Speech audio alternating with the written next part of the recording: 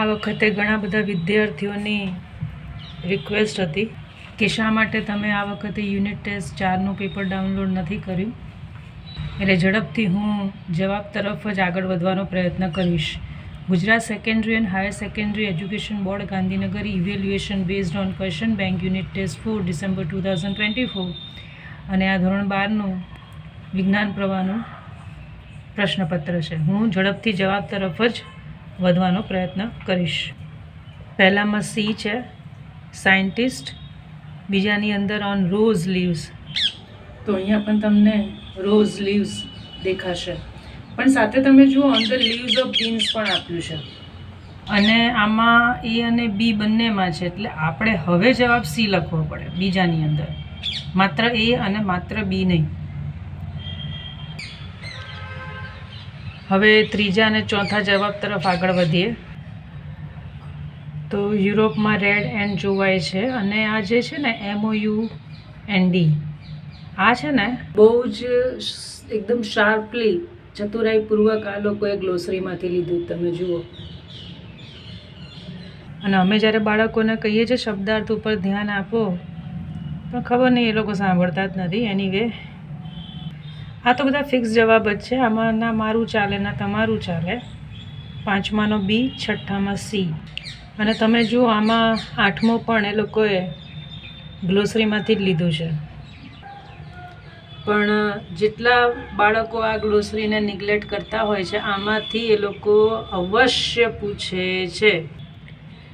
Practice કરવી હોય તો 7માને પોઝ કરીને આન્સર વિચારો. આમાં પણ 12મો જે જવાબ છે એ sadness, grief. So be careful, ગ્લોસરીને અવોઇડ કરતા નહીં. મને આશ્ચર્ય એ વાતનું લાગ્યું કે શા માટે બાળકો એટલું કહેતા હશે કે યુનિટ ટેસ્ટ 4 મૂકો. રીઝન તો મને ખ્યાલ નથી, કારણ કે અત્યાર સુધીમાં તો યુટ્યુબમાં ઘણા બધા આન્સર મૂકાઈ ગયા હશે, પણ કંઈક રીઝન હશે. બાકી કંઈ હું ભગવાન તો છું નહીં કે મારા આન્સર ઉપર આ લોકો નિર્ભર રહે. अगेन द 4th वन यानी कि 16 नंबर जो है वो भी ग्लोसरी में से लिया हुआ है. टर्मिनोलॉजी जैग्रन.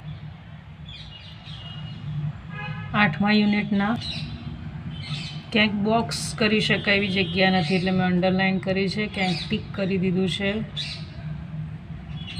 17માં ફ્રીડમ, 18માં પ્રી ઓક્યુપેશન, 19માં ઇમિટેટ એનીબડી, 20માની અંદર see to have deep insight to solve any problem.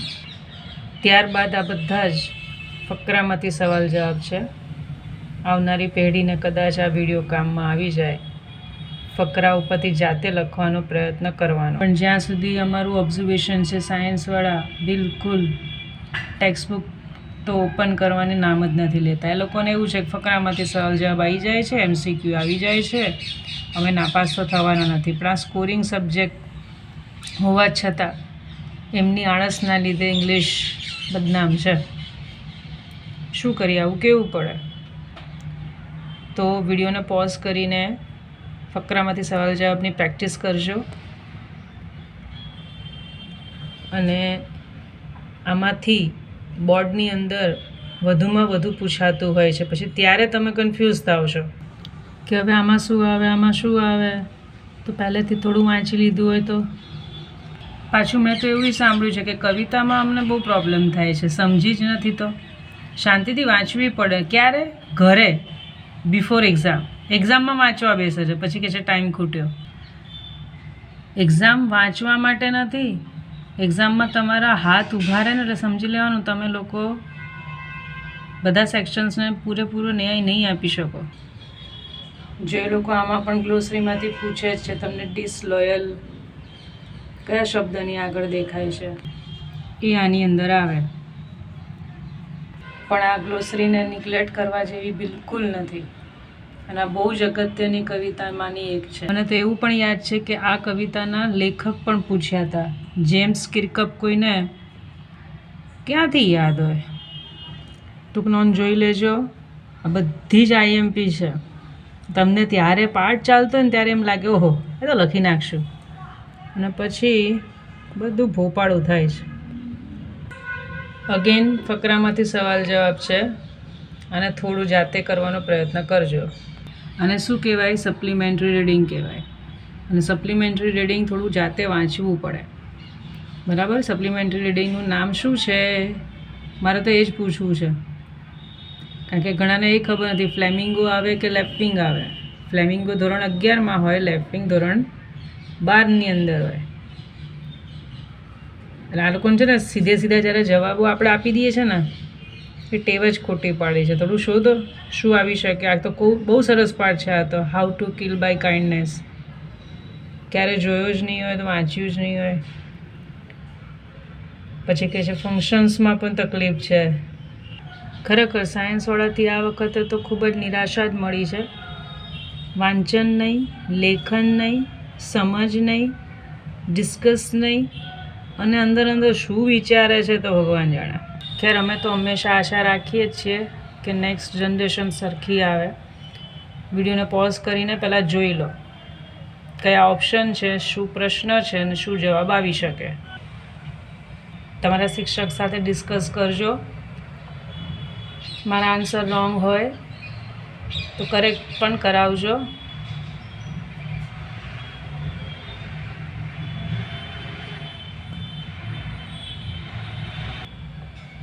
બારમાનું કોઈ અલગ ગ્રામર નથી મિત્રો.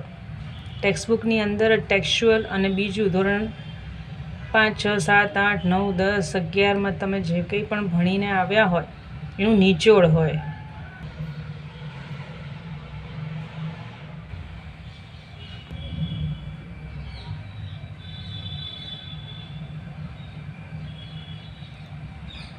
આ વખતે થોડી પ્રિન્ટ ઝાંખી આવી છે, પણ આમાંનું જ એક ઇન્ફોર્મેશન ટ્રાન્સફર તમને બોર્ડની અંદર પૂછાઈ શકાય, એટલે એને બિલકુલ નિગ્લેક્ટ ના કરતા.